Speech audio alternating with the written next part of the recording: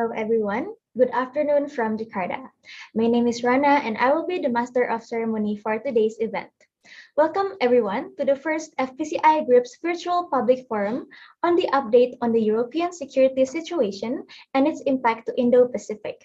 Today's event is officially the first forum of this year's virtual public forum series, brought to you by Foreign Policy Community of Indonesia in collaboration with National Graduate Institute for Policy Studies, or GRIPS, Japan.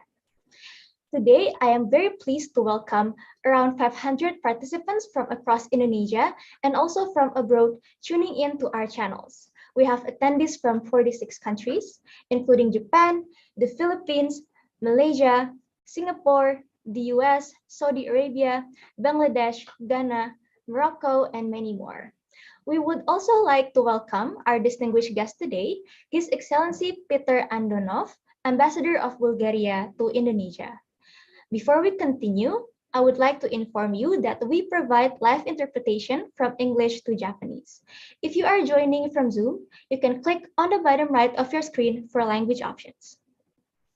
Ladies and gentlemen, the ongoing war in Ukraine has become one of the most discussed topics of 2022. Having permanently shifted the architecture of European security and the geopolitical paradigm of the Western world, the war in Ukraine has raised intriguing thoughts and questions, which I hope to see in today's discussion shortly.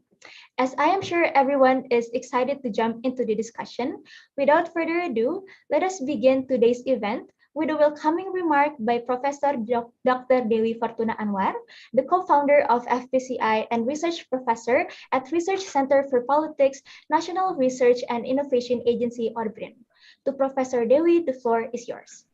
Thank you very much, Rana.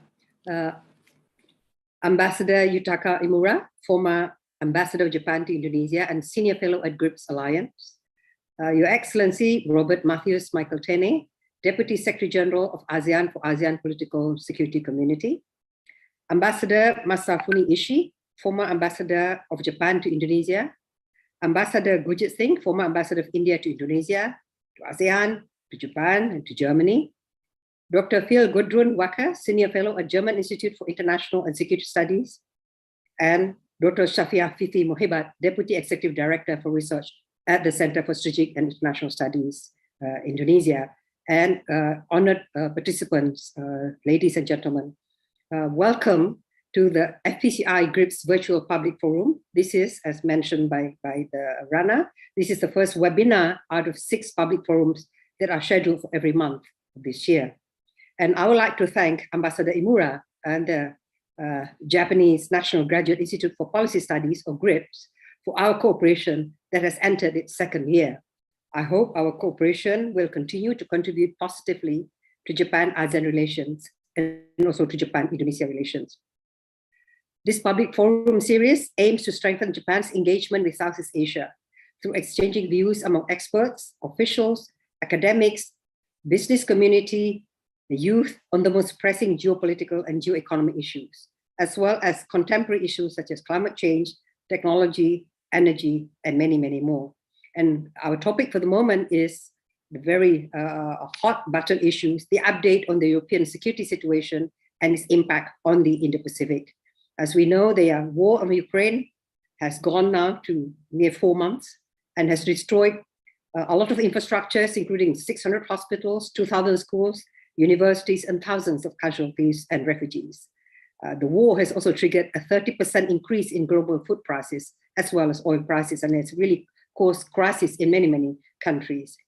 And the Russian invasion of Ukraine has led to a permanent change in the European security architecture and outlook.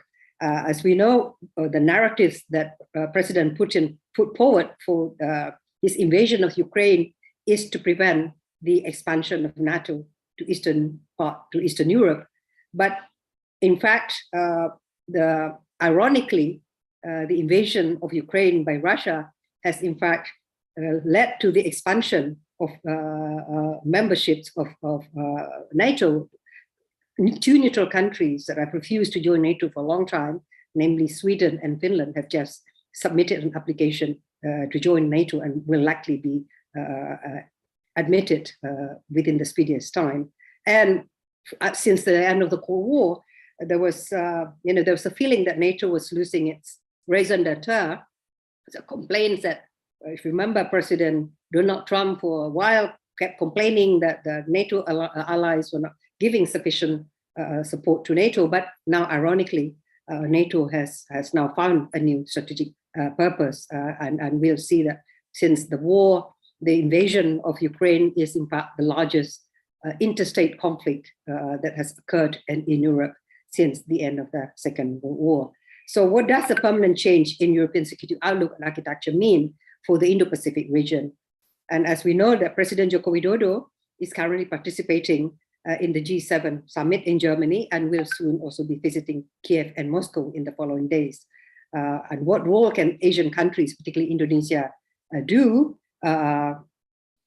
within the context of the G20 and also within the context of a possible way forward to end the conflict, the Russian invasion and occupation of Ukraine.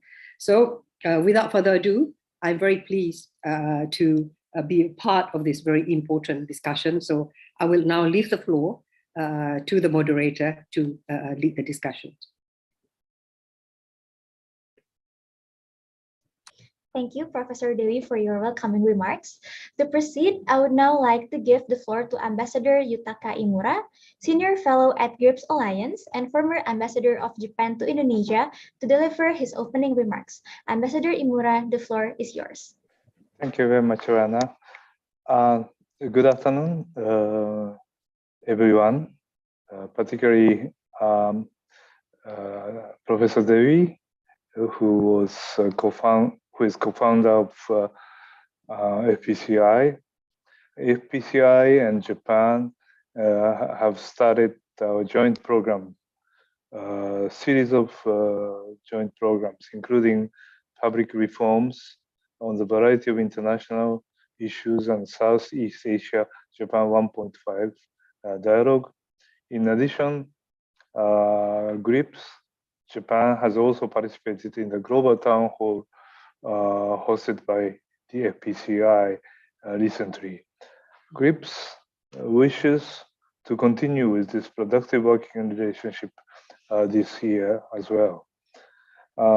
As the ASEAN is one of the most important partners, bilaterally as well as on the global stage for Japan, we consider it extremely important to deepen our dialogue about the political, economic, social, environmental issues, among others, of our mutual interest. A better mutual understanding, actually, and strengthened relationship between ASEAN and Japan would constitute the basis for the stability and development of the Indo-Pacific region and beyond. Today, we will have 6 FPCI GRIPS public forum.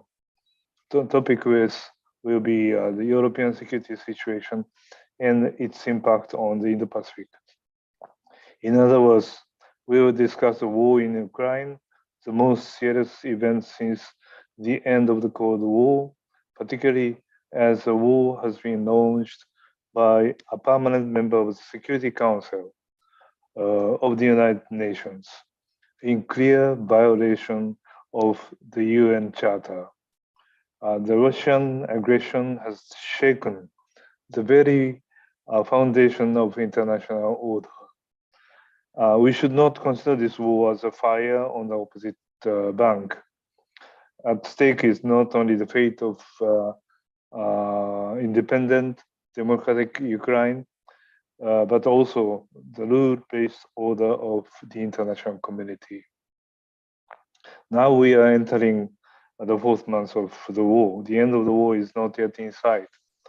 We are witnessing increasing number of civilian victims, destruction of cities and villages, millions of refugees and displaced persons, even some of refugees coming to Japan now.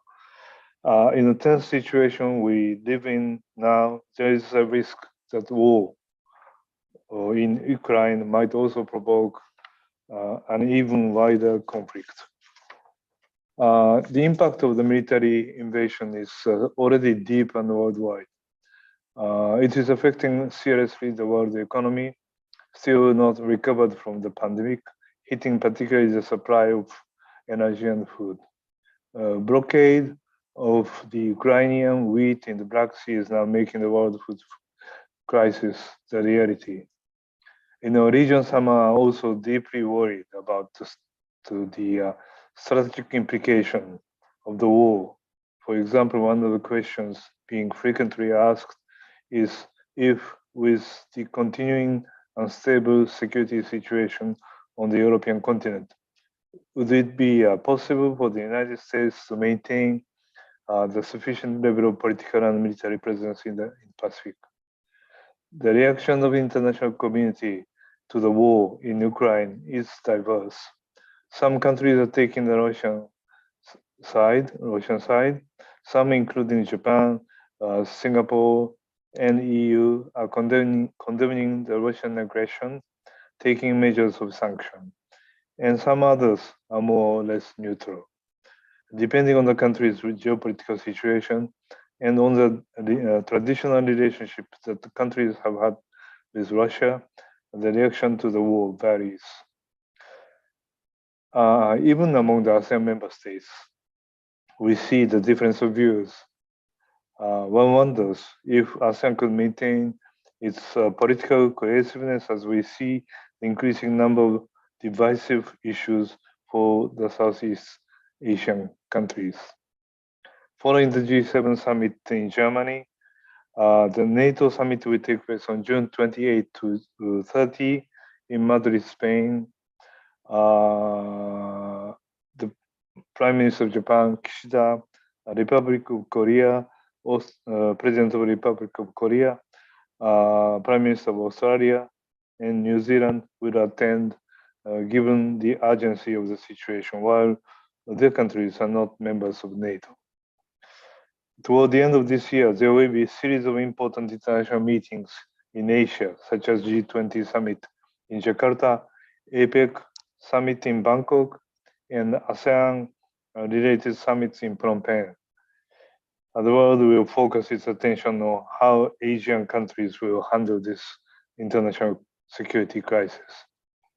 It is a great pleasure for me, for us, to hear views of renowned scholars, professors, and diplomats specialized in the international security on the most pressing issue at the important timing. Thank you very much. Look forward to hear good discussions among the panelists and participants. Thank you very much. Thank you, Ambassador Imura. Without further ado, let us start today's discussion. So may I invite our moderator, Dr. Shafiah Fifi Muhibat, Deputy Executive Director for Research at the Center for Strategic and International Studies, or CSIS, Indonesia.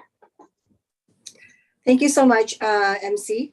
Excellencies, ladies and gentlemen, a very good afternoon from Jakarta. My name is Shafiah Muhibat. I'm from CSIS Indonesia. It's an honor for me to chair today's discussion, the FPCI Group's virtual public forum on the update on the European security situation and its impact on Indo-Pacific. It has been mentioned by the two speakers for the opening remarks. Indeed, this is a very important issue. The war in Ukraine has triggered tremendous repercussions, fast-moving refugee crisis, sanctions against a major economy, restructuring of global relationships. And today we are going to discuss a very specific aspect with the big question, what about the impact on Indo-Pacific? Countries in this region have been battered by 2 years of COVID-19 pandemic, and we must now deal with issues like rising prices for food and energy. And Indonesia president is currently in Germany for the G7 summit and is reportedly planning to visit Ukraine and Russia on peace-building mission, giving the sign that this is a very important issue for the countries in the region as well. And to discuss this, we have four very distinguished speakers, and I'm happy and honored to briefly introduce them one by one in the order of speaking today. The first one is Dr. Gudrun Wacker, Senior Fellow at the German Institute for International and Security Affairs. Second speaker is Ambassador Masafumi Ishii, who served as the ambassador of Japan to Indonesia from 2017 to 2020. Third speaker is Mr. Michael Tene, the Deputy Secretary General of ASEAN for the ASEAN Political Security Cooperation. And last but not least, Ambassador Gurjit Singh, who served as India's ambassador to Germany, Indonesia, Ethiopia, ASEAN, and the African Union. So let's start off our discussion. I'll try to make this as flowing and informal as possible. I'd like to begin with Dr. Gudrun Wacker. If you could please, start our discussion off by giving us an update on the security situation in Europe. What has changed since the conflict started in Ukraine? Over to you, Dr. Wacker. Yes, thank you very much. And I'm very honored to speak in such a distinguished group. So I hope I will not disappoint you. In one sentence, you can say that everything has changed in Europe because the security architecture that was built up after the end of the Cold War in Europe has basically vanished. It had some cracks before, but now it has totally evaporated. And so we find ourselves in a totally new situation. And in my country, in Germany, our chancellor speaks of a tidal change, and indeed it is. For the last 30 years, we basically believed our army is only there for, international missions and peacekeeping, and now we're back to real national defense. I want to say 2 sentences about the architecture as it was, because as I said, it was not perfect. NATO is not inclusive, as we all know. But it's a pretty effective defense mechanism, although this defense mechanism was only invoked once, and that's in the case of Afghanistan. And then we had the OSCE, which is inclusive, including all the former member states of the Soviet Union, or the successor states of the Soviet Union and Russia. It was inclusive, but it was not very effective. So as a sort of secondary helping mechanism, there was the NATO-Russia Council. The problem is that the NATO-Russia Council always failed to swing into action when there was a problem, a serious problem. And probably if you think back a little longer, then this war, it started all with 2008 in Georgia, and then the annexation of Crimea. So this should have been warning signs. But I think that we still believe that diplomacy would be able, and economic interdependence would be able to prevent such a gross violation of international law. So now we find ourselves in a situation where basically our whole idea of security architecture needs to be changed. As the was said in the introductory remarks, the war is not over.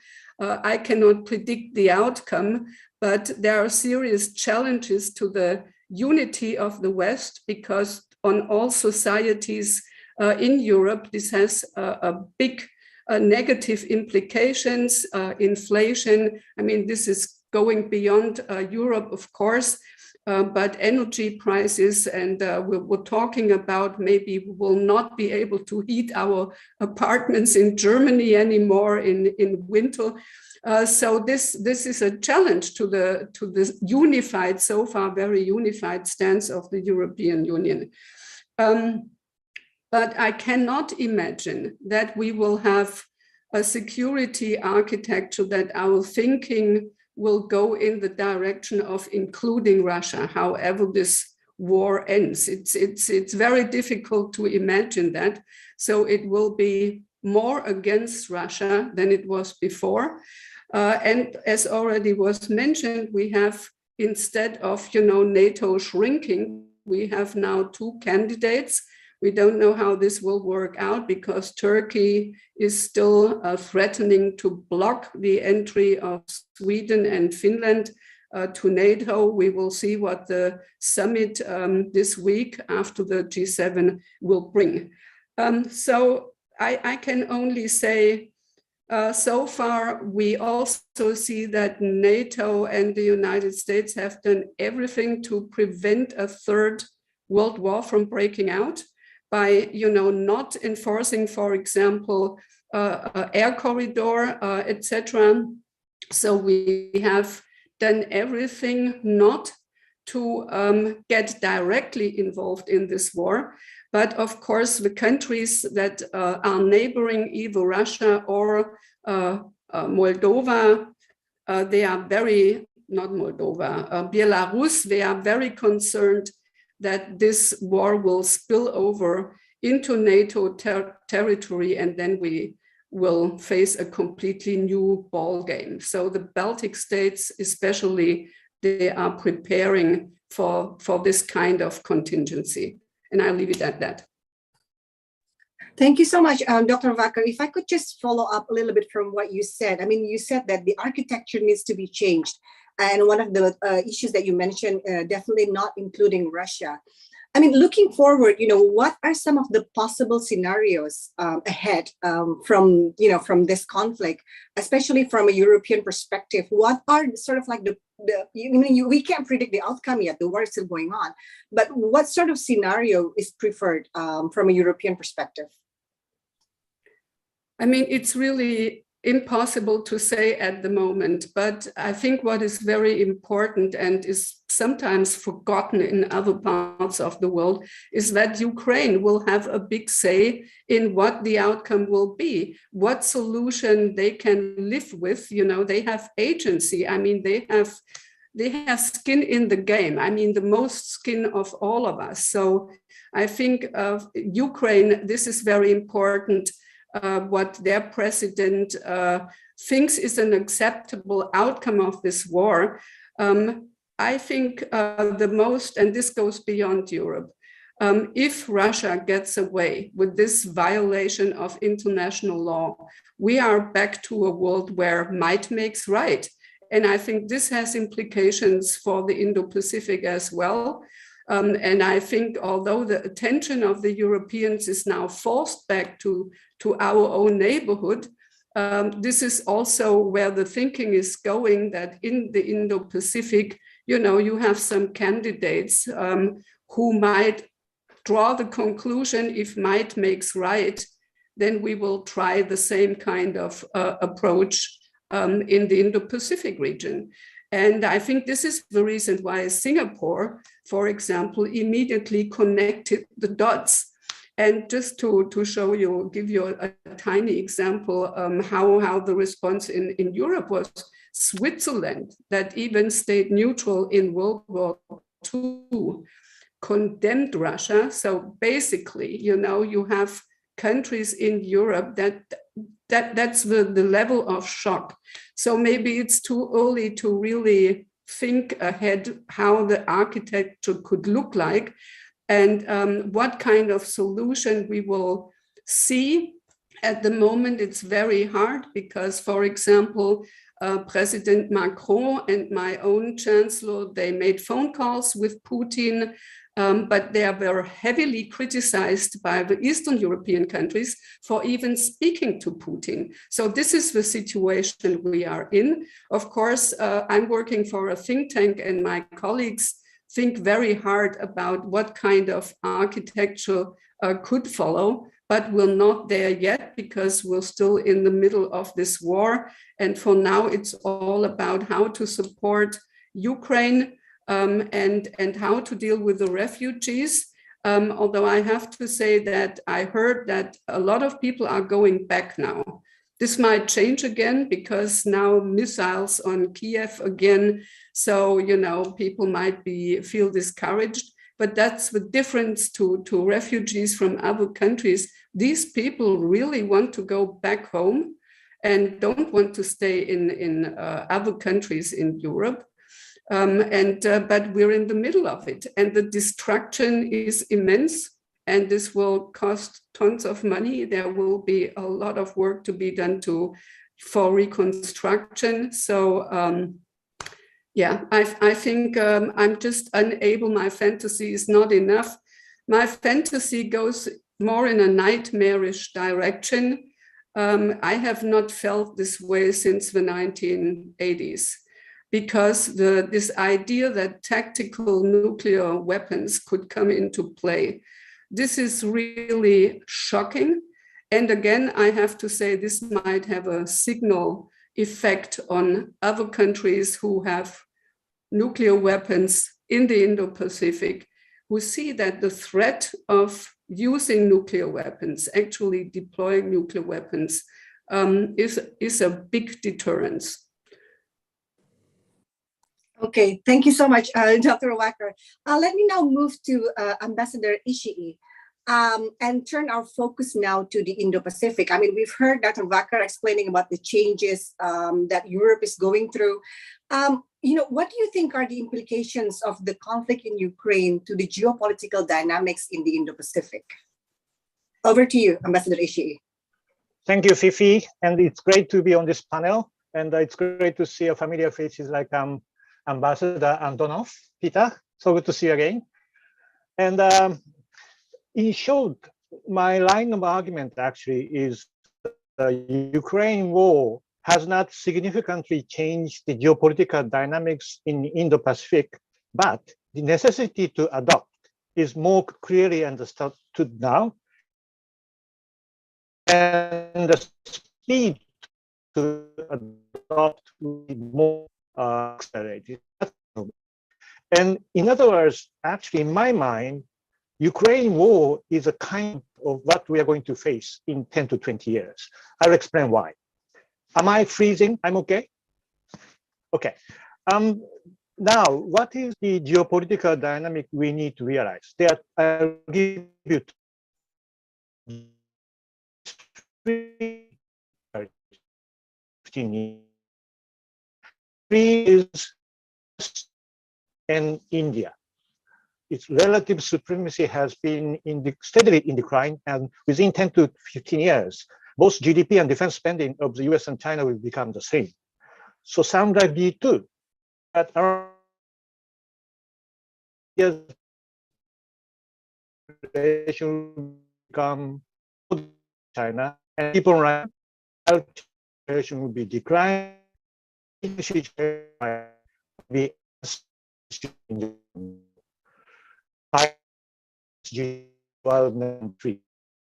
So the positioning of these three is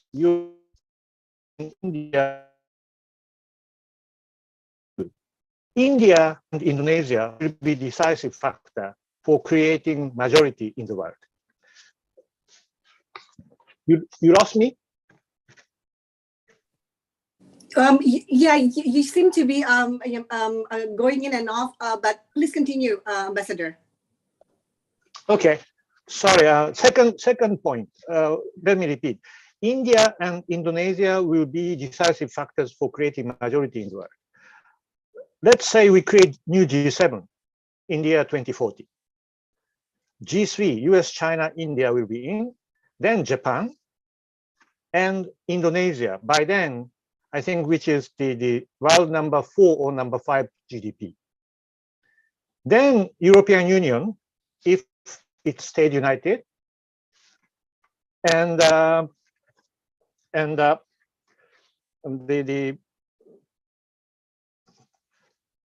the same time, you need to realize, whether you like it or not, Russia will be included in new G7. We need to realize that Russia will not disappear after Ukraine war. Although decline in the economic power in Russia is further accelerated, it will more stick to its nuclear arsenals, as as Grudem mentioned, and never give up veto power in United Nations Security Council. Difficult, but cannot be ignored.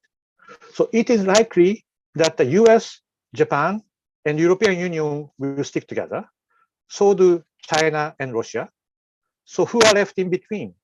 India and Indonesia.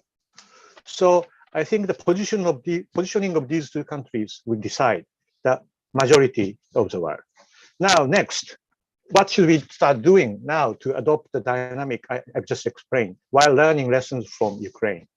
In short, once again, we should do everything possible to make sure that deterrence will not fail in Indo-Pacific while it did in Ukraine. It's just pity. We need to learn from it.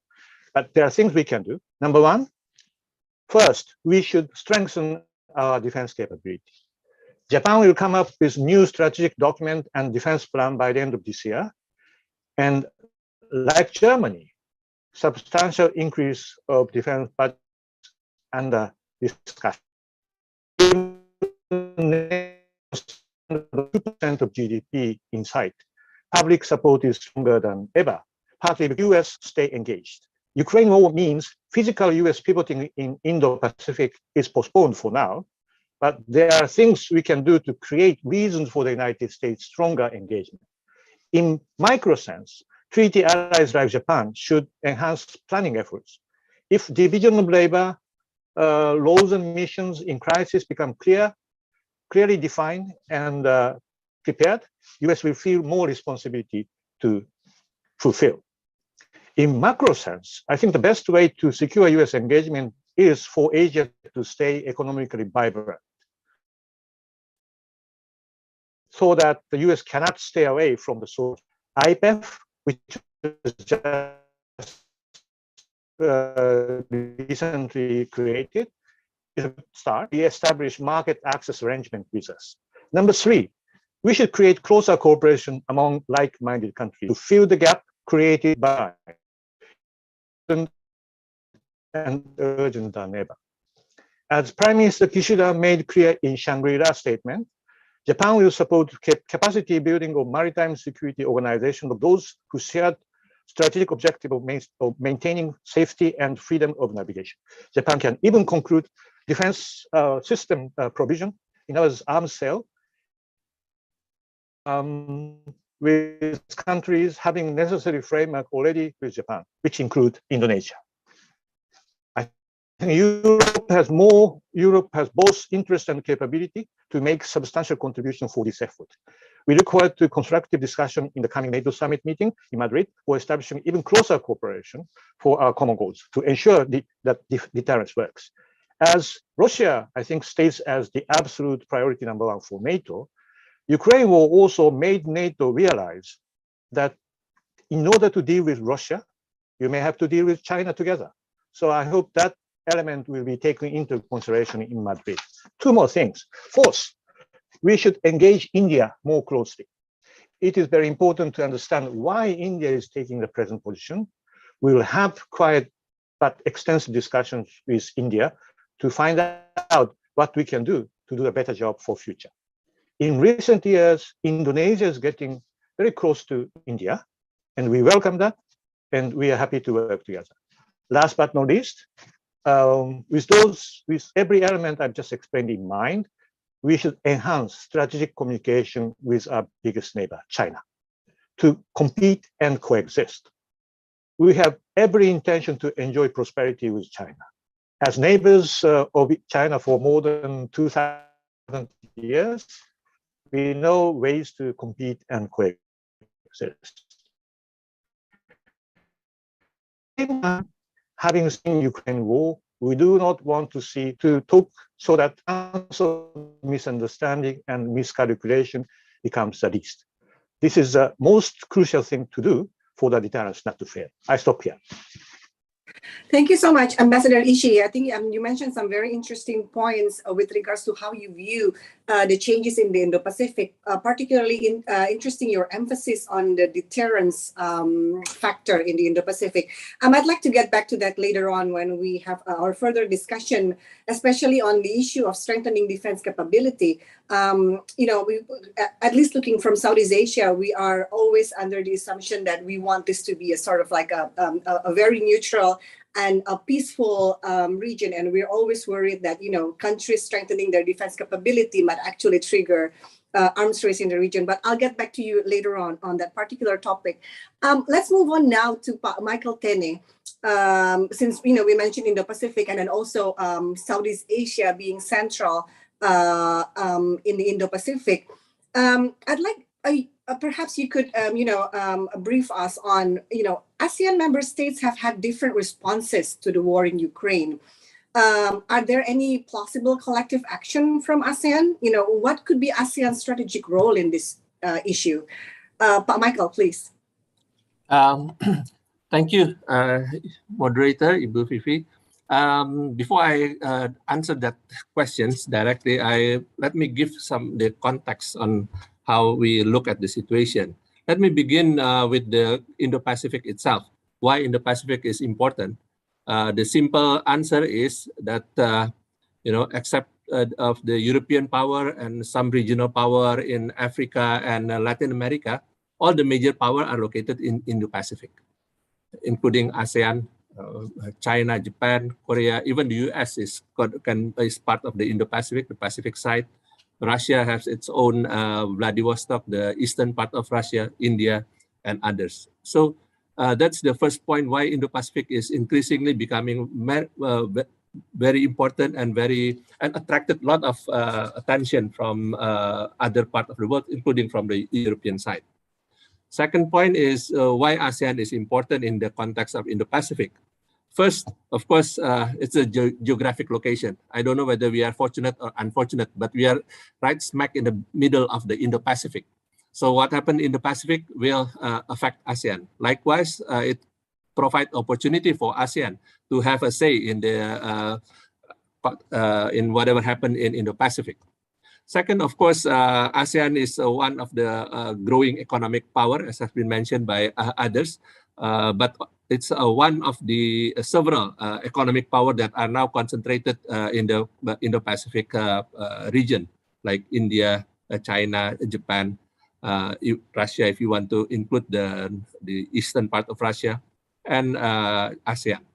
And the third point is that ASEAN has, over the decades, developed the regional framework for cooperation, which, whether we like it or not, that's the only regional mechanism that are available in this part of the world, which are inclusive, in which many of, almost basically all the major powers in the Indo-Pacific can sit together. This is the platform where all the major powers, all the powers in the Indo-Pacific are included.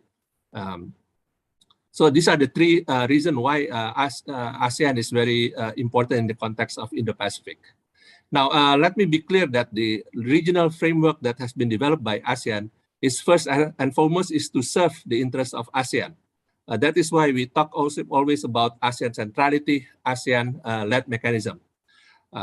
Of course, at the same time, we hope that this regional mechanism developed by ASEAN can be very useful also for our partners. And I think that is also the case. That is why many partners are very happy and work closely with us under the various regional mechanisms that we develop. But let us be very clear that the regional mechanism that was developed by ASEAN is first and foremost to serve the interest of ASEAN. The second point, of course, that the ASEAN regional framework allow ASEAN to work closely with its partners on the bilateral basis. We have the ASEAN +1 mechanism with various partners. This forum of ASEAN regional framework also allow for not only ASEAN bilateral engagement with our partners, but also allow for our partners to sit together and allow them also to interact, so that together with ASEAN, we and our partners, we can have this platform of the various regional mechanisms to address various issues in our region. Now, let me, with that kind of context, allow me now to address some of the implication of the Ukraine situation. The economic impacts to our region is very direct. Many have said, food price, energy price, and so on and so forth. It also worsened the major power relations. And when we talk about major power here, of course, we are talking about the relationship between US, Europe, and Russia, US, Europe, and China. And if you talk about Indo-Pacific, the most important bilateral relation is, of course, the relationship between US and China that set the tone of the cooperation in Indo-Pacific. And the conflict in Ukraine, if it's not worsening, at least it definitely not helping at all the relationship between US and China. So the indirect implications of the situation in Ukraine, if of course the relationship of the major power that have significant impact on the environment in Indo-Pacific are also affected in an adverse way. Now, the ASEAN framework, like I said earlier, can provide the platform for all of us, ASEANs as well as our partners, to sit together and try to manage how we can minimize or isolate the impact of the situation in Ukraine into the Indo-Pacific regions. And in this regard, now coming to the question that you have posed, yes, there are differences in terms of the position of ASEAN member states on the situation in Ukraine. But at the same time, there is also a common position as well. There is a commonality in terms of the basic principles of ASEAN in addressing in viewing the situation in Ukraine. And I would like to refer to the three foreign minister statement issued by ASEAN foreign ministers back in February, March, and in April. Among others, in the three statements, they call for the need to exercise maximum restraint, pursue dialogue, seek peaceful resolution in accordance with the international law, principles of the UN Charter, and the Treaty of Amity and Cooperation in Southeast Asia, in which all our partners have acceded to, including our partner Russia. In the statement in March, the foreign ministers also expressed their concern about the worsening humanitarian conditions and call for immediate ceasefire, as well as for a political dialogue towards sustainable peace in Ukraine. They also support the call of the United Nations Secretary General for an independent investigations on the alleged atrocities against innocent civilians that happens in Ukraine. So there are the basic common position that have been expressed by ASEAN, which is very clear. But of course, there are differing positions as well. If you notice from that statements, there are no reference about the embargo or or sanctions against Russia. So yes, there are some differences in this regard. But there are also some very fundamental basic positions in which everyone of ASEAN member states agreed upon. Last point, like as has been mentioned earlier, we have East Asia Summit, G20, and APEC hosted in this region. And I think at the same time, these are the only three forums where all the major powers sit together aside from the United Nations. The G20 and APEC was developed mainly for the economic cooperation, although as a leaders forum, of course, they can speak on all the strategic issue as well, including geopolitical issues. East Asia Summit is a forum, leaders-led forum established, developed by ASEAN, in which the purpose is precisely for all the leaders of our ASEAN and our partners to sit together and discuss way and means to manage the situation in Indo-Pacific, as well as to promote cooperation in Indo-Pacific. So I think in such a kind of situation that we are facing, we will see more and more importance attached to the various ASEAN-led mechanism in order to manage the implication of the situation in Ukraine, so that it will not have too much of negative or adverse implication to the Indo-Pacific region. I'll stop there. Thank you. Thank you, Michael. Can I quickly ask you a follow-up question? Can you brief us very quickly on what we can expect from the East Asia Summit?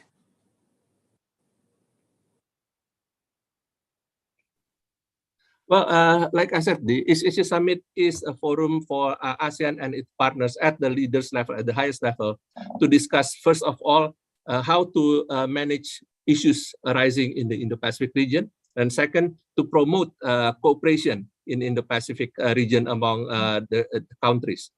So of course, like I said earlier, the Ukraine situation have direct impact, especially in terms of economic impact, and indirect impact in terms of the worsening geopolitical environment in this region. So these are opportunities for the leaders to sit together and see, how they can address these issues so that the cooperation in Indo-Pacific can continue, while at the same time also addressing the geopolitical situation that arise in Ukraine and how it will impact the relationship among nations in Indo-Pacific. Among others, points have been raised by Ambassador Ishii before. Thank you. Thank you, Pak Michael. Now, may I turn to Ambassador Gurjit Singh? We've talked about the various implications of the war in Ukraine to the Indo-Pacific. But of course, we also know that the economic fallout has been felt globally from the direct impact on the war on production and shipment of goods, the implications from the sanctions and so on. What do you think would be the major implications in this regard to the Indo-Pacific region? Over to you, Ambassador Singh. Thank you, Dr. Shafia. I've heard three very alarming and realistic appreciations from the three panelists. And am I in the speaker's window? Yes, you are. So I think what has happened is the Ukrainization of the global order, or you may call it the securitization. So everybody now is running around like plucked chickens, pursuing kick Russia hard rather than pursuing a functional agenda of post-COVID recovery, trade, climate, public health, and the like. Countries are being forced to de-link from Russia. Recent summits of the EU, G7, the forthcoming NATO clearly follow this trend. Countries like us have constraints now, since we have to deal with the realities of unilateral sanctions, which are not under UN auspices. It started with sanctions on Iran, then on China, and now following the Ukraine crisis on Russia. We are asked to swear by the UN Charter, but then the big powers happily go ahead and ignore it at will. So it is almost as if the big powers had decided that this world is gone and it is left to the middle powers to hold the world up.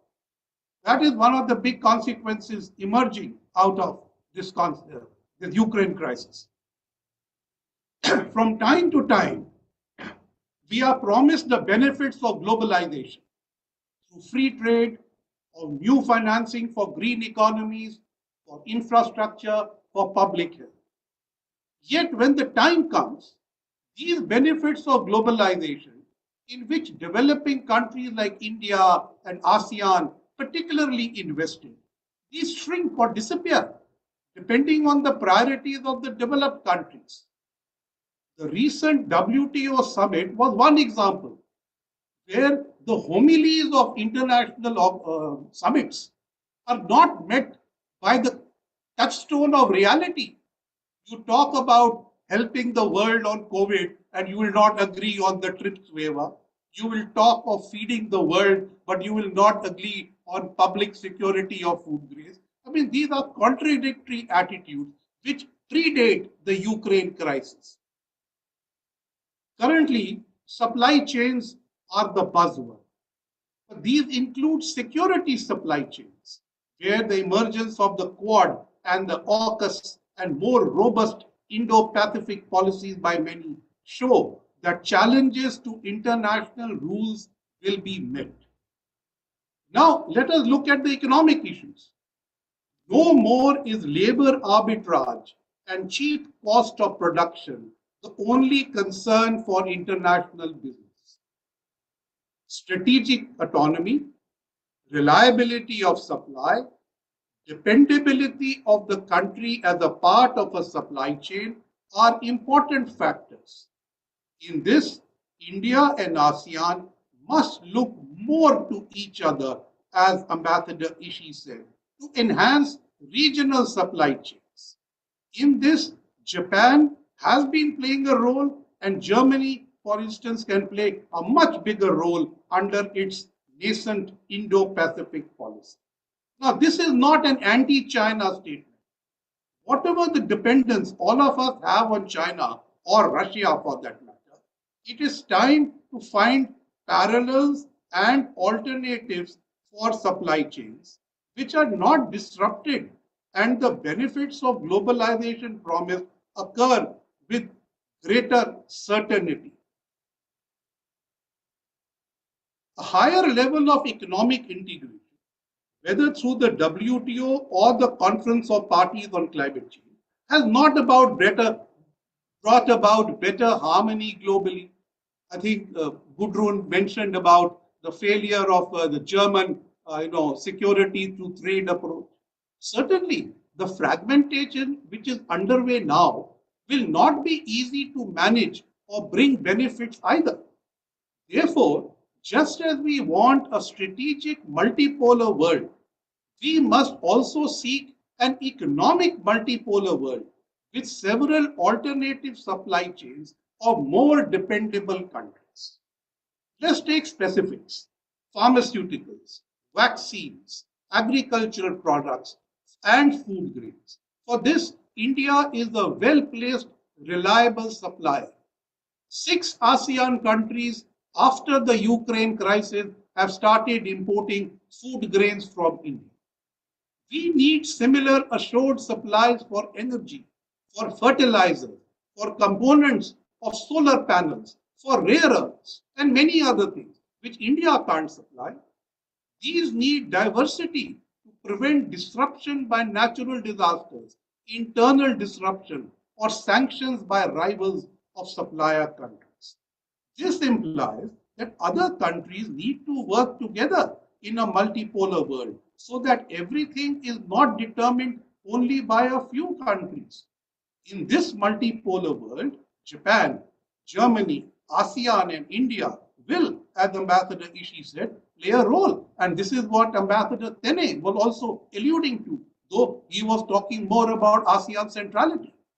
We need to make sure that the world order will not be utilized by a few countries only for their own benefit, and the rules agreed for all will be followed and not changed when it suits them. To deal with this, we need better strategic communication and cooperation among the poles of the new global order so that a unipolar or bipolar world could be constrained. A new ASEAN plus 3, which consists of ASEAN, India, Japan, and Australia, could be one of the new options.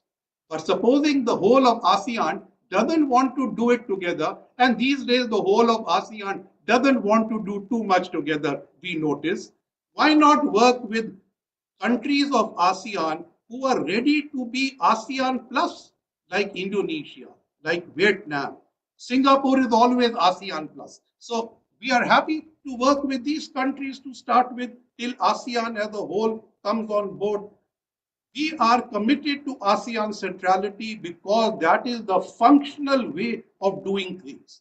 The East Asia Summit was the functional way of managing the Indo-Pacific.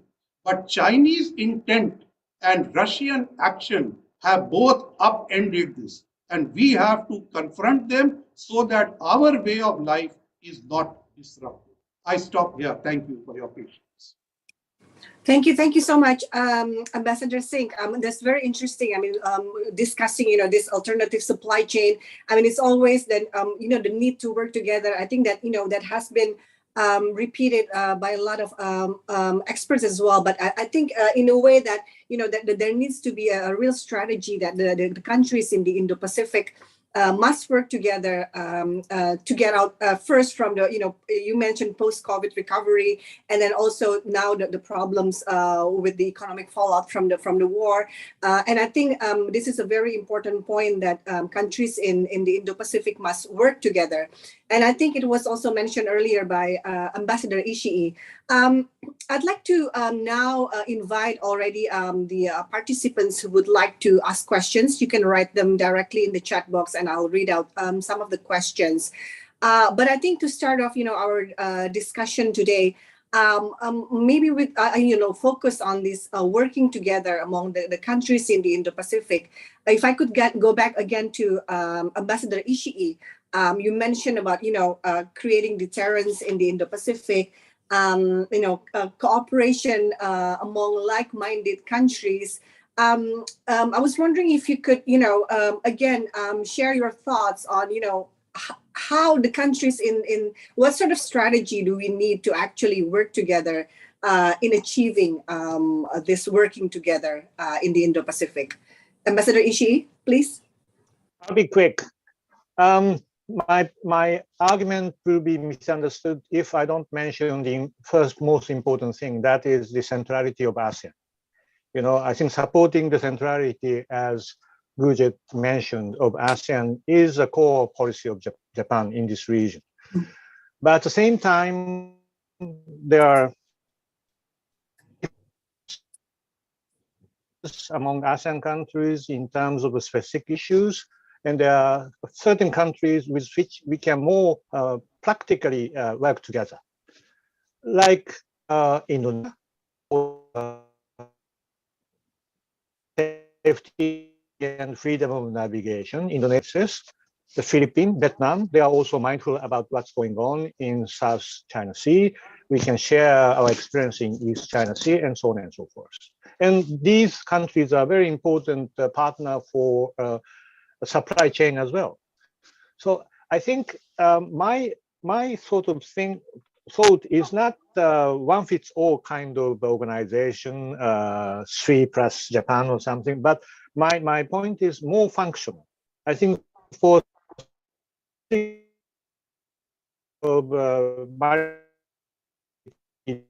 countries which fits our like a quad, India, Australia, Japan, US. I think that's a perfect organization to maintain the freedom of navigation. So I think my argument is a little bit functional thing to do. And last point is, I think the most important lesson we are trying to learn from Ukraine, I repeat, is how to make deterrence work. Because if deterrence fails, the fundamentals are gone, for economic prosperity. And if that involves China, it gives us a very, very difficult time. So the best and the only thing we can do is stop the conflict from happening. So for that, we need to do everything. That's my starting point. Thank you, Ambassador Ishii, for the clarification as well. And I think, all the Ambassador Ishii and then Pak Michael and then Ambassador Gurjit Singh all mentioned about the centrality of ASEAN. I'm curious to hear also the opinion from Europe. Dr. Wacker, do you agree to this? Or how from Europe, how do you see the role of ASEAN in maintaining peace and security in the Indo-Pacific, and also to deter these negative implications from the war in Europe? I start by saying that when the Europeans talk about ASEAN centrality, they mean it, because from the European or the EU perspective, ASEAN is the only organization that halfway resembles what we have tried to build in Europe with the European Union, and therefore it's in the DNA of the European Union to latch onto ASEAN, of course. And our difficulty is more to handle the more flexible geometries that Ishii-san was talking about, where we have to engage with the minilaterals, where we have to find other coalitions. That's probably more difficult for the EU than for any, nation state, because our well, as I said, it's in our DNA to look at ASEAN first. And if you look at the European Indo-Pacific strategy and also at the German guidelines for the Indo-Pacific, it's clearly there, and ASEAN is very important. But I think we have to go beyond that. First of all, there are other organizations where the Europeans can step up their profile, or individual member states can. And then there are these minilaterals, which are harder for the EU to work with. But I think we need to become more flexible, more nimble and faster, because in the end, it's about effectiveness, and the EU is like a tank. It's going in a direction. So nimbleness and flexibility is not necessarily number one in our playbook, but I think all people who analyze the Indo-Pacific in Europe, they agree on this point. But ASEAN centrality is basically a given. And I mean, the EU has for years and years supported financially the ASEAN Secretariat, because we tried to encourage and support a better multilateral setting in the Indo-Pacific. Thank you, Dr. Bakker. I see there are already several questions in the chat box, so maybe I'll go to them now. Since we were talking about ASEAN earlier, and then basically there's this huge interest on the work of multilateral framework in addressing security challenges or different kinds of challenges, in particular that the ones that we're seeing in Ukraine, and there's a lot of attention being paid to NATO and the and how it functions, and the various suggestions given to NATO in addressing be it a Russia issue, and then also China question. Maybe I'll ask some of the speakers here. Of course, Dr. Bakker, you mentioned about NATO earlier, but I'd also like to hear the opinion of the other speakers on how, at least how NATO is viewed from the Indo-Pacific point of view. What sort of, yes, there is an agreement that there needs to be reform, there needs to be change, but from the Indo-Pacific point of view, with the various suggestions given to NATO, with the different strategies proposed, how do we view it? Is it something that's still considered essential in terms of managing the conflict in Ukraine? Maybe I'll start off with Ambassador Singh, if you would like to give this some comments. Sure. India is a non-NATO US ally. It only means that we have the right to get certain weapons from them, which they may not give to others, but they never gave us weapons in the same open-hearted way the Russians gave them to us. So, and I don't think that open-heartedness would change if we were a full NATO partner either. So that is my constraint. Now, NATO was something going defunct. It had almost nothing to do in the North Atlantic. They were fighting wars around Iraq and Afghanistan, and to be honest, not fighting them successfully. So there were not a great deal that India could do with them. But now suddenly they have revived this Cold War phenomena of anti-Russianism. Yes, Russia is to blame. Russia has violated the borders of a member state of the UN, which they should not. I agree. But nevertheless, that has lit the fire behind a new NATO. But NATO, is it promoting the same values as the European Union? Is Ukraine a democratic country that we are all defending it? If it was such a democratic country, how come they were not admitted to the EU all these years? So I think NATO is redefining values in its own way. And your choice today is either to align with them or be ostracized. Germany has chosen to align with them. India trying to hold out, going to BRICS on one day and the G7 the other. It's a balancing act. You have to manage. So NATO is creating a new pole, which to my mind is not a happy occasion for a multipolar world. I'll stop there. Thank you. Can I go to Michael with the same question? How do you view, the role of NATO? Well, my answer is simple. We have a very close, extensive cooperation, comprehensive cooperation with the EU and many of the individual countries in Europe. But we don't have any relationship or association whatsoever with NATO. Thank you, Michael. Dr. Vacker, would you like to also give your comment on this? Yes, I raised my hand because I want to make two things clear. First of all, in Iraq, that was not NATO. This was a coalition of the willing. And in the case of Germany, we did not take part in that, and France did not take part of that. So don't confuse this with Afghanistan, where formally Article 5 was invoked by the United States because of September 11. So these are completely different cases. With the rest of what you said, I think NATO should be very careful. The countries that are now invited to the NATO summit that Ishii-san mentioned, Japan, South Korea, Australia, and New Zealand, are already partners of NATO, global partners of NATO. And I think we have to keep in mind that there are issues and security challenges that don't know any borders.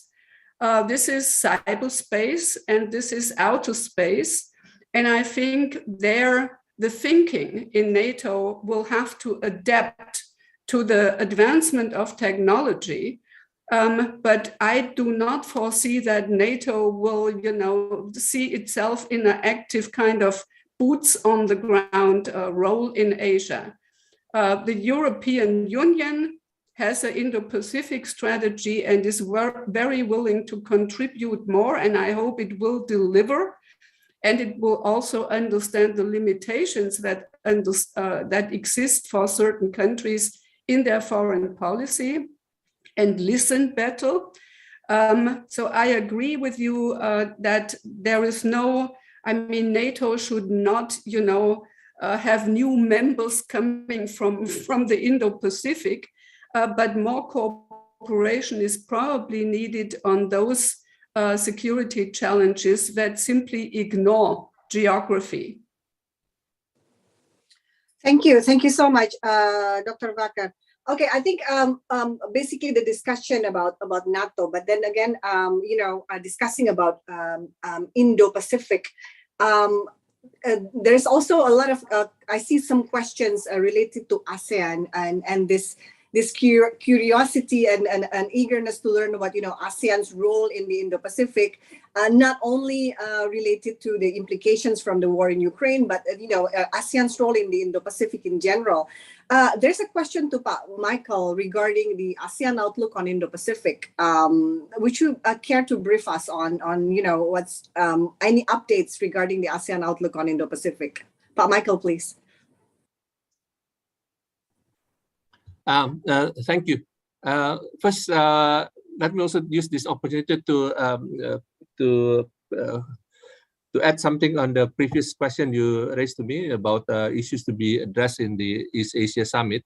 Of course, we can expect that the situation in Ukraine will influence the discussion in the East Asia Summit. But we should not forget, as Ambassador Gurjit Singh have mentioned, that there are many other important issues that our region are facing that needs to be addressed by the East Asia Summit. We are just coming out from the COVID-19 situation, and we are in the recovery period. Cooperation on health to prevent future pandemic impact, economic recovery of the region. These are all strategic issues that are actually the core interest of the region at the moment. So there are a lot of important agenda that will be discussed at the forthcoming East Asia Summit. Of course, although, like I said earlier, that the situation in Ukraine, if it's continue or even worsening, definitely will to a certain degree, influence the discussion at the East Asia Summit. Now, about the Indo-Pacific, that is why I start my discussion by giving the context, why Indo-Pacific is important. ASEAN, back in 2018, we issued the ASEAN Outlook in Indo-Pacific, precisely because we are already worried about or anticipating that the environment in the wider ASEAN region will be more challenging, although at the same time, more opportunity will arise as well. Let me begin by giving the background of the idea. ASEAN was established precisely to create a Southeast Asia that are peaceful, stable, and allow a conducive environment for the member states, meaning country in Southeast Asia, to be able to develop. That is the main purpose of ASEAN. At the same time, we recognize that cooperation among ASEAN countries within Southeast Asia region itself is not enough, because Southeast Asia region is an open region.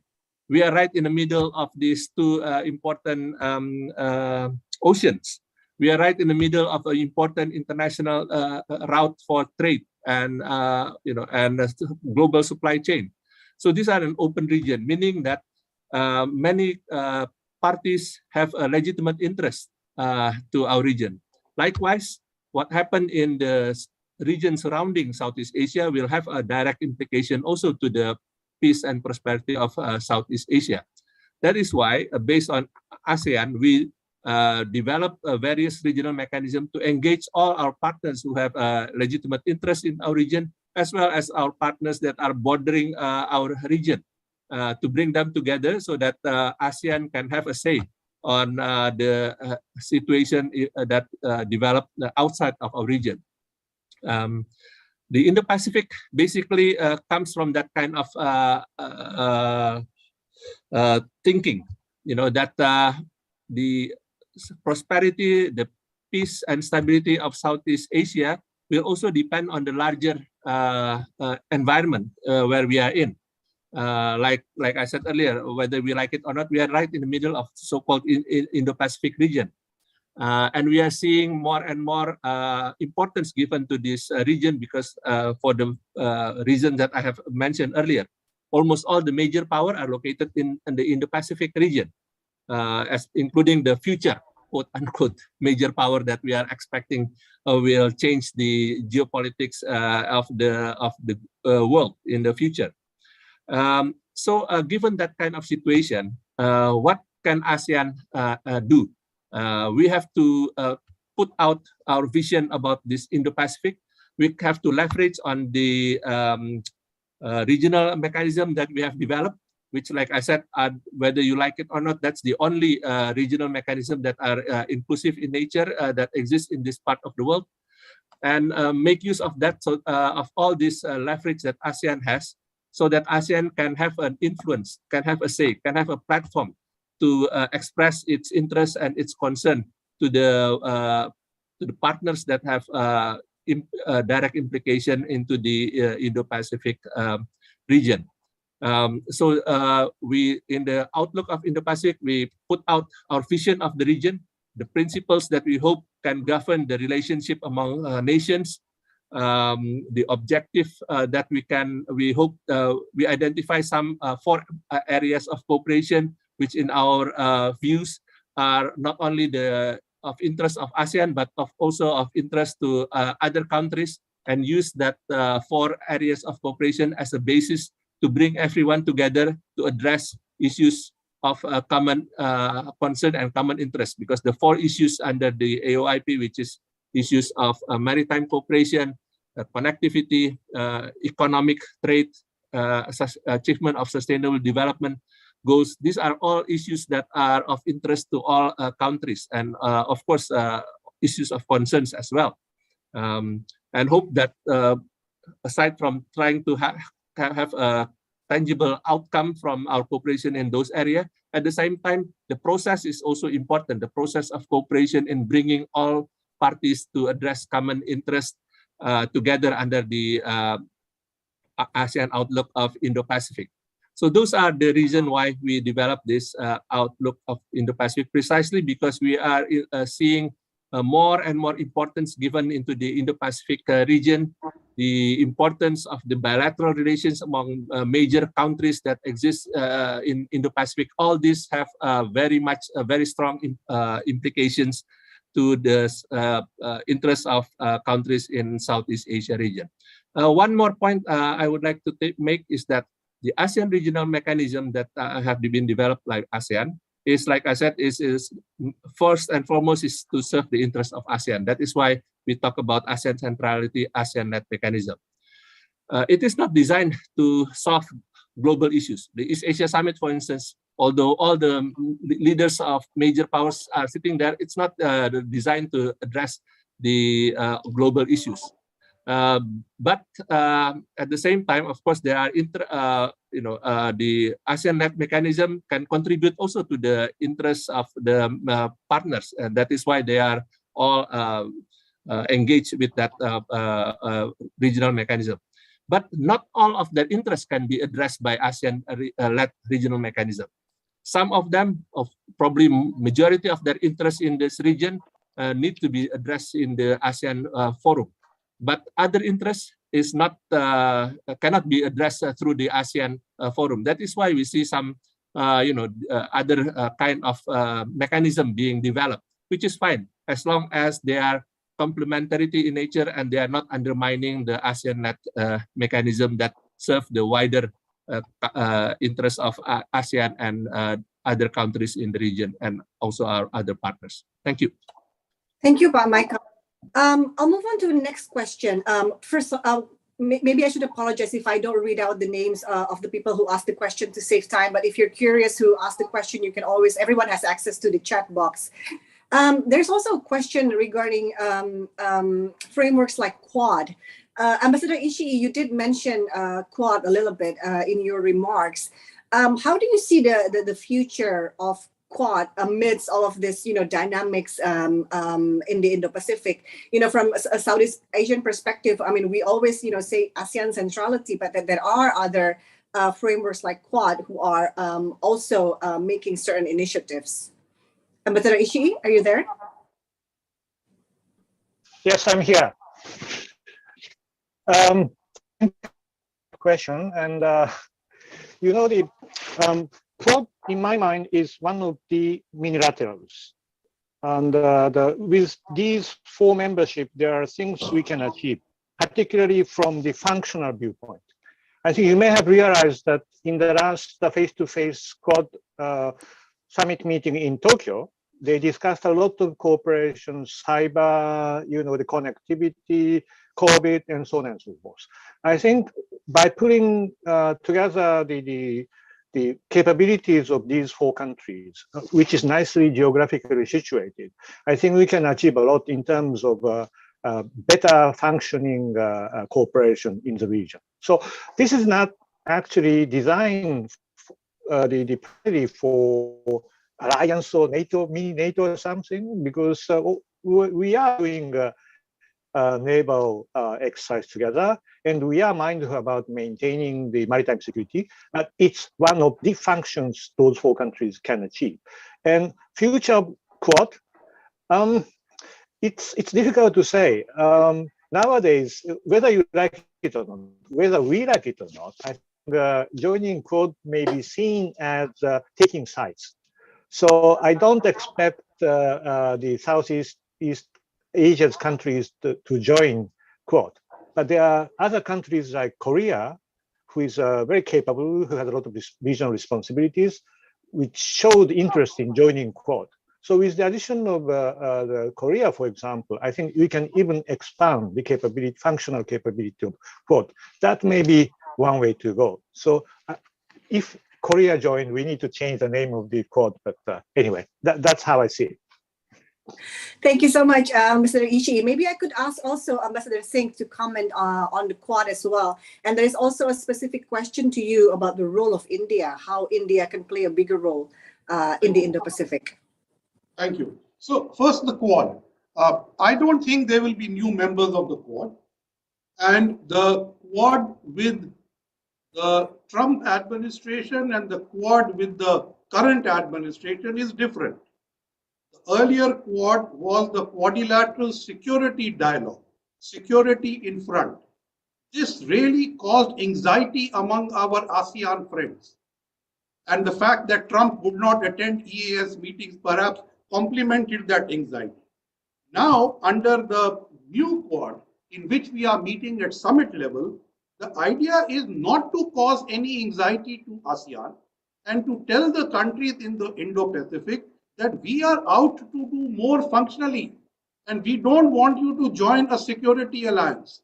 Therefore, the Quadrilateral Security Alliance is today become the Quad, and we do our security business among the four of us separately. But when we are meeting at summit level, you see the joint statements of the last four summits, and there is no security in it except cyber security. And the rest is all functional, recognizing the centrality of ASEAN and basically wooing ASEAN. The whole target is to woo ASEAN away from the clutch of China. But that is easier said than done because we need to perform better to be able to compensate ASEAN for what they get from China. Now, in this, I believe India does its part, whether it is pharmaceuticals or it is the COVID vaccine or it is supporting trade. India has changed in the last 4 years. We are not an outlier sitting in the corner, whether it's on WTO or on climate change or we are signing FTAs. So everything has changed. And today, India is a big supplier of pharma, of vaccines, of food grains, you name it, whatever we can produce, we are sharing with the world. So I think that is the role India wants to play. We are underplaying the role of the Indian Navy, which is a net security provider in the Indo-Pacific, beginning with the east coast of Africa, which very often people forget. But that is not something that we are pushing. I think Japan, US, and Australia know that. France knows that. But we are not pushing that angle forward because we want to work with ASEAN and we want to work for Germany with the Indo-Pacific concept, which is also a functional concept. It is not a security concept like the French concept is. So, and finally, people talk about minilaterals. So let me talk about trilaterals. I still think an India, Vietnam, Japan trilateral and an India, Australia, Indonesia trilateral are the way to go ahead. And these will lead to success. Thank you. Thank you, Ambassador Singh. We only have 3 minutes left of our discussion. So why don't I allow these 3 minutes and give it back to all the panelists for their final remarks. Some points, 1 or 2 points that they think is the highlight of our discussion today. I'll begin from the beginning again. Dr. Vacker? Yes, thank you. I think for me the most important thing is that that the fact that there is a war in Ukraine will not totally distract the Europeans from the Indo-Pacific, because there is a connection there. If we don't defend international law in Europe, we will not be able to defend it anywhere in the world. And therefore, I hope it will not drop the ball, but it doesn't look like it for me. The diplomatic engagement is still there, but there will probably be some financial constraints for the next years, because Ukraine is absorbing already, for example, the European Peace Facility budget. And so, I just hope that the political attention will remain there on the Indo-Pacific. Thank you. Ambassador Ishii? Thank you. Actually, new but a short point. I'm a big supporter of ASEAN, and I hope ASEAN becomes more effective. The reason why is, Ukraine war shows us once again, big and legitimate organization like United Nations failed miserably, while small, less legitimate but like-minded organization like G7 did made some role, although somebody are against it. And in my mind, ASEAN belongs to this second category.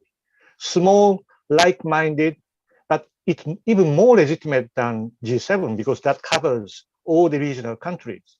but it has to be more effective in decision making. And I believe that while the Indonesia is in chair in history, ASEAN made a leap to the next level, and next year is the timing. So I hope something can be done during next year under Indonesia's chairmanship to address this decision-making effectiveness issue. If that is done, I think we'll be all benefited from this. Thank you. Thank you so much. Pak Michael. Thank you, Bu Vivi. Of course, we will continue to follow the situation in Ukraine, as it has a significant impact to the global community as well as to our part of the world. But at the same time, as I mentioned earlier, we also have our own priority that we have to continue to pursue. Therefore, I think while we are all have to be mindful of the situation in Ukraine, and especially the long-term implication as Ambassador Ishii mentioned, at the same time, we have also responsibility to our region itself to address the very clear and very immediate and very direct challenges that we have coming out from this pandemic. Thank you. Thank you, Pak Michael. Ambassador Singh? Thank you. So I think Ambassador Ishii said what I wanted to say. India has great faith in the chairmanship of Indonesia of ASEAN. Whenever in the Indonesian turn comes, something good comes up. So we are waiting with expectation. Now, the last point I want to make. We believe that the ASEAN centric organizations have played a useful role in keeping peace and security and allowing the development of our region. How I wish we can go back to that period without this contention which has come from Chinese aggressive intent and Russian aggression in Ukraine. If these two did not happen, we were in a better world. But today, this has happened. This means we need to talk to each other more to create a multipolar world and not let them decide what we are going to do. Thank you. Thank you so much. I think this has been a very rich discussion that we have today. And I think we end on a very high note, a lot of very high expectations to Indonesia and ASEAN.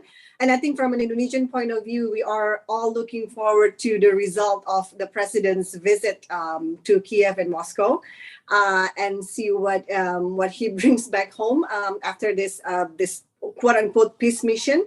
And again, a lot of expectations for Indonesia and ASEAN, especially next year with regards to also playing a greater role in the Indo-Pacific.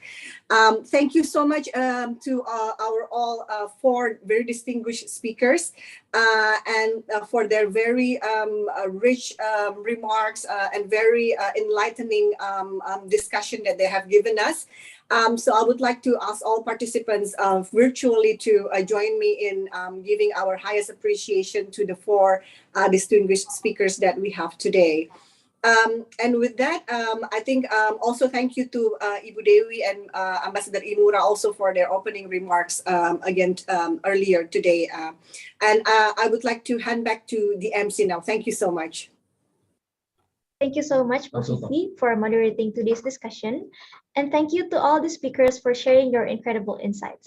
Today, we are very pleased to host more than 250 participants, both joining from our Zoom room and also our YouTube channel. Thank you, I believe all the participants that are tuning here today have had a fruitful discussion and gained new knowledge from all of our speakers. Ladies and gentlemen, this marks the end of our first event of the FPCI Group's virtual public forum series. Today's event is available for rewatch on FPCI's official YouTube channel at Secretariat FPCI. Thank you everyone and see you at our next event.